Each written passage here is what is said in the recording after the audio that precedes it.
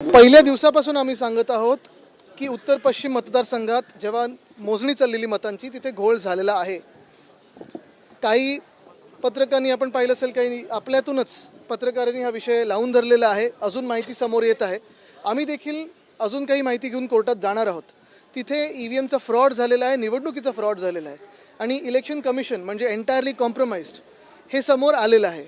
कालच आपण पाहिलं असेल, इलॉन मस्क जे स्वतः टेक्नॉलॉजीवर एवढा भर देत असतात, एवढा विश्वास ठेवतात, आपल्या जगात जर एकमेव व्यक्ती कुठची टेक्नॉलॉजीवर जास्तीत जास्त काम करत असेल ते स्वतः इलॉन मस्क आहेत आणि त्यांनी देखील सांगितलेलं आहे की ईव्हीएम हॅक होऊ शकतात। आज आपण पाहतो एक बातमी समोर आलेली आहे की कोणीतरी फोन घेऊन ओटीपी घेऊन ती ईव्हीएम उघडण्याचा प्रयत्न करत होता, तो मिंदे गँगमधला होता। मूळ मुद्दा हाच आहे की आम्ही ही लढाई लढणार आणि जिंकणार ही पूर्णपणे खात्री आहे।